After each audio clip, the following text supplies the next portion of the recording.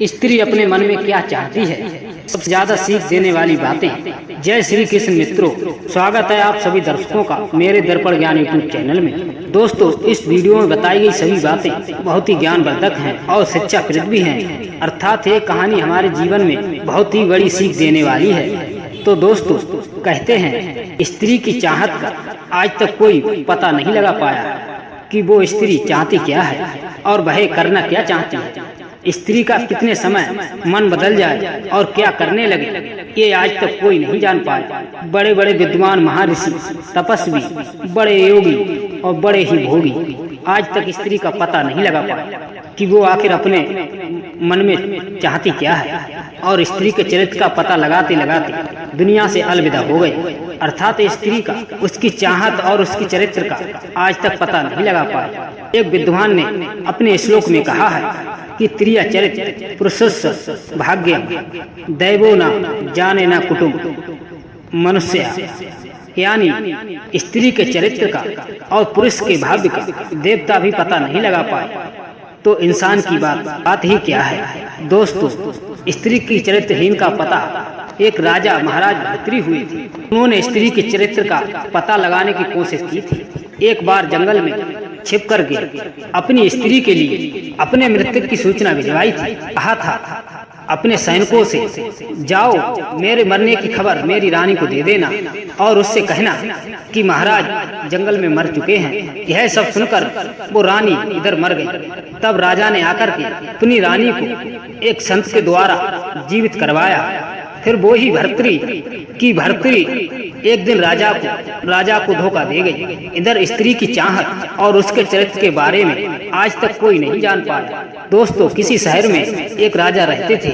उनका एक प्रश्न था कि स्त्री अपने मन में चाहती क्या है। इधर दरबार में राजा ने अपने सभी सैनिकों से कहा कि सभी नगर में घोषणा कर दो, जो कोई भी मेरे एक प्रश्न का जवाब देगा अर्थात उत्तर देगा, हम उसे बहुत ही सारा इनाम देंगे। इधर दोस्तों, उसी दरबार में एक बुद्धिमान एक व्यक्ति था जो अपने घर से बहुत ही गरीब था और उसने हिम्मत जुटाकर के राजा से कहा कि हे महाराज, हम आपके प्रश्न का उत्तर देंगे, परंतु हमें कुछ समय की मोहलत चाहिए। तभी राजा ने कहा, ठीक है, हम तुझे 1 वर्ष की मोहलत देते हैं। यदि तूने हमारे प्रश्न का उत्तर नहीं दिया तो हम तुझे फांसी पर चढ़वा देंगे।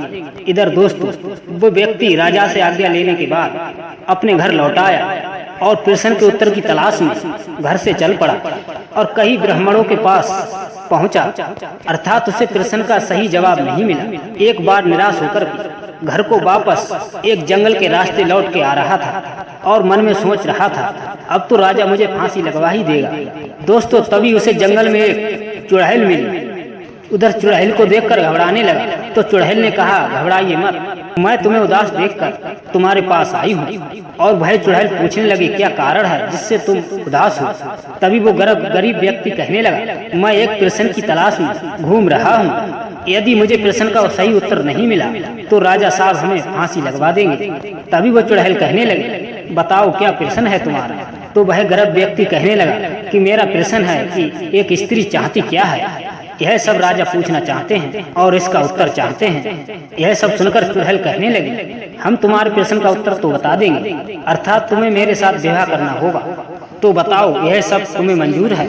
तब उस गरीब व्यक्ति ने सोचा, यदि मैं शादी नहीं करता हूँ तो उधर राजा मुझे फांसी चढ़वा देगा और मेरी जिंदगी कहानी वहीं समाप्त हो जाएगी। इससे तो अच्छा है कि हम इस चुड़ैल से ही शादी कर लें और हमें इस चुड़ैल से शादी करने के बाद प्रश्न का उत्तर भी मिल जाएगा। दोस्तों, उस गरीब व्यक्ति ने उस चुड़ैल के साथ शादी कर ली और वहीं रहने लगा। तब भूतनी बोली, अब आप ये बताओ कि मैं दिन में चुड़ैल बनकर रहूं या रात में। तब उस गरीब व्यक्ति ने विचार किया, अगर ये दिन में भूतनी बनेगी तो मेरा दिन नहीं कटेगा, तो रात में बनेगी तो मेरी रात नहीं कटेगी। यह सब सोचकर वो गरीब व्यक्ति कहने लगा, आप ना तो दिन में भूतनी बने और ना तो रात में, आपकी जब भी इच्छा हो तब बन जाना। उस गरीब व्यक्ति के सब सुनकर के वह चुड़ैल कहने लगी कि आपने मेरी मर्जी के ऊपर ही सब कुछ छोड़ दिया। मैं आपकी सभी बातों से प्रसन्न हूँ, तो मैं भूतनी या चुड़ैल बनकर नहीं, हर रोज परी बनकर के तुम्हारे साथ रहूंगी। फिर वो परी बनकर के उस गरीब व्यक्ति के साथ रहने लगी। इधर दोस्तों, एक दिन उस गरीब व्यक्ति ने पूछा, आप हमारे प्रश्न का उत्तर दो। आपने कहा था कि विवाह करने के बाद बताऊंगी। तैल जो परी बन चुकी थी कहने लगी, आपको आपके प्रश्न का उत्तर तो मिल गया। वह गरीब व्यक्ति कहने लगा, कैसे? तो वो कहने लगी, आपने सब कुछ मेरी मर्जी के ऊपर ही छोड़ दिया, इसीलिए मैं आपको और आपके साथ परी बनकर रह रही हूँ। मेरे कहने का मतलब है कि हर एक स्त्री यही तो चाहती है कि वो अपनी मर्जी की ही मालिक बनकर के रहे, हमेशा अपने मन की करती रहे, इसके अलावा स्त्री कुछ नहीं चाहती। तो दोस्तों, यह सब सुनकर के वो व्यक्ति बहुत ही प्रसन्न हुआ और वहां से चल पड़ा और राजा के दरबार पहुंचा और उस प्रश्न का उत्तर राजा को सुनाया। तो उस प्रश्न का उत्तर सुनकर राजा उससे बहुत ही प्रसन्न हुए और उसे धन्यवाद दिया और बहुत ही सारा उसे धन दौलत इनाम दिया। तो दोस्तों, कैसी लगी ये हमारी ज्ञान की कहानी? अगर आप सभी दर्शकों को हमारी कहानी अच्छी लगी और इससे कुछ जीवन में शिक्षा मिली हो तो हमारी वीडियो को लाइक अवश्य करना और सब्सक्राइब करना। मिलते हैं किसी अन्य वीडियो के साथ, तब तक के लिए जय श्री कृष्ण, राधे राधे।